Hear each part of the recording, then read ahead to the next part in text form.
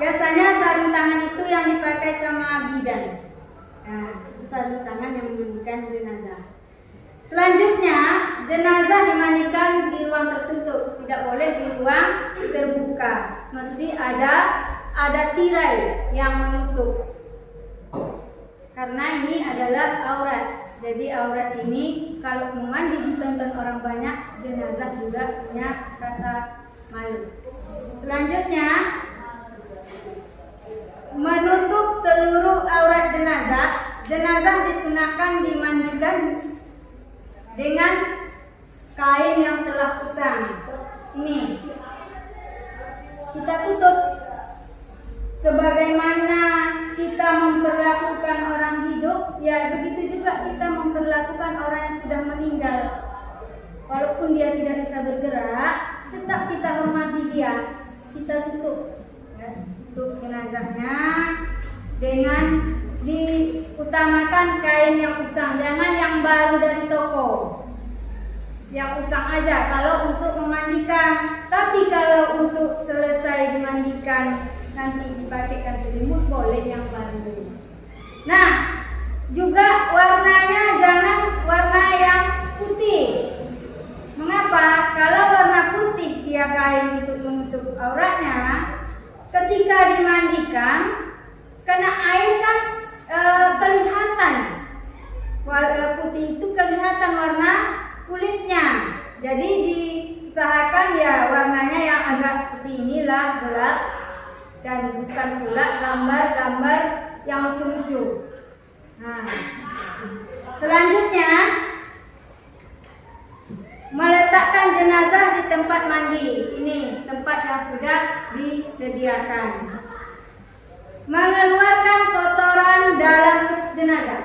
Ini maksudnya karena jenazah ini kadang kan dia udah lama sakit, tentu banyak ya Nah, kita angkat sedikit dulu, angkat sedikit, agak ditinggikan sedikit, tapi bukan duduk.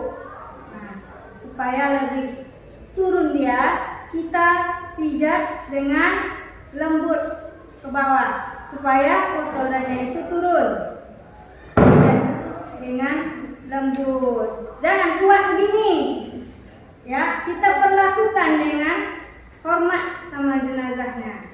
Nah, pijat dengan lembut. Gitu. Selanjutnya,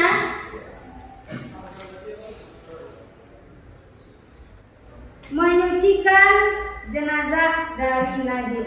Bagaimana cara menyucikan? Tentu kita bersihkan dulu. Kita bersihkan. Kalau tak ada kotoran ya, kemudian gigi, kita sikat giginya, siram, kemudian ini najis. Posisi tetap pakai kaos tangan, karena walau bagaimanapun sesuatu yang haram dilihat, haram disentuh, jadi harus pakai alas. Lalu kita siram. Kita sucikan, siram dengan air. Nah, untuk bagian belakang kita angkat sedikit. Angkat, agak dimiringkan, disiram untuk menyucikan najis. Selanjutnya, mewudukkan jenazah. Ini mewudukkan jenazah itu sunnahnya, bukan wajib ya.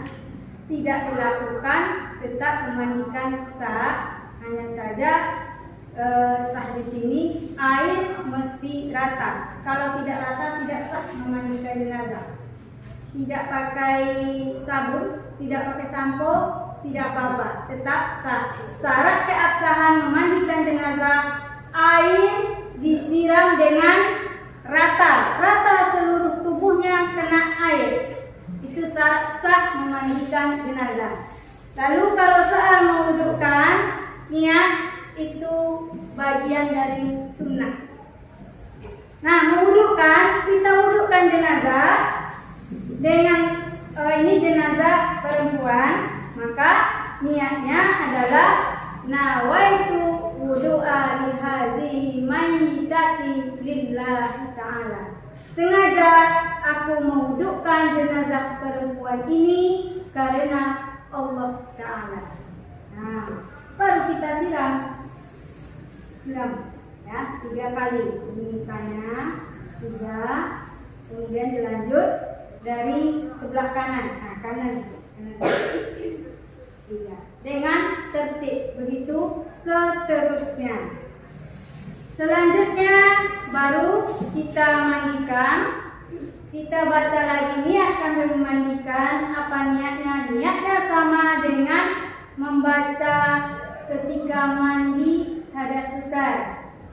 Contohnya bagi suami istri habis junub, mandi junub, kalau untuk anak-anak sekalian selesai haid itu sama, atau habis ibu melahirkan senyipan. Apa bunyi niatnya? Nawaitu ghusla lihazihi mayyitabi lillahi ta'ala.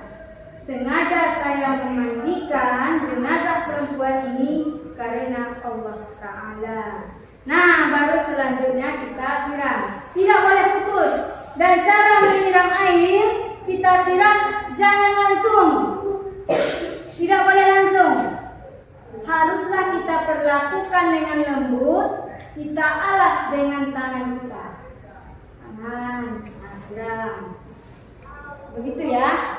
Disunahkan di bagian kanan dulu. Kanan, bagian depan kanan jenazah. Mana depan? Nah, ini depan ini. Nah. Baru bagian depan kiri 3 kali.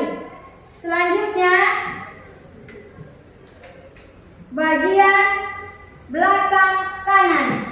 Kita merekkan jenazah ini sedikit. Gini, kita angkat biar sampai airnya ke bawah. Kata kena air. Baru bagian belakang kiri 3 kali, tapi agak dimiringkan. Nah, kalau kita menggosok badannya, Anda yang tak ada sarung tangan, boleh. Kalau zaman dulu nggak ada umpamanya ini, kita pakai kain yang lembut.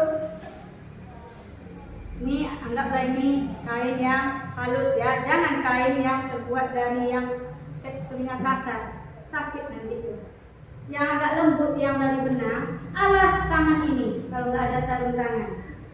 Alas, kemudian baru kita gosokkan. Kita gosokkan bagian badannya, jarinya, sela-sela jari, kemudian juga bagian sampai ke ujung kaki, tapi tetap pakai alas. Dan bagian yang ditutup aurat ini aurat ini ya. Nah, ini aurat. Ini tidak boleh kita lihat. Kita hanya bisa mengapanya dari balik kain ini. Bersihkan lalu disiram air. Tidak haram kita lihat, haram kita sentuh apa? Tak boleh ya. Langsung disentuh dengan tangan. Harus pakai alas air. Kalau zaman dulu kan tak ada sarung tangan, tentu dia pakai kain di alas tangan. Paham mana ibu? Kemudian setelah itu ya langkah terakhirnya siram air dengan banyak hingga rata, sebanyak-banyaknya, dan air tidak boleh putus. Terakhir baru kita kasih air kapur barus. Kemudian kalau selanjutnya air bidara. Air bidara itu kalau di sini tidak ada, biasanya di Arab. Di sini diganti dengan air jeruk purut. Air jeruk purut dipotong-potong, kemudian ditapis dulu. Tidak langsung karena dia kan ada apa itu ya, putih-putihnya. Nanti jadi kayak mana ya? Nah, jadi ditapis dulu airnya itu biar wangi. Kita siram dengan air jeruk purut. Terakhir baru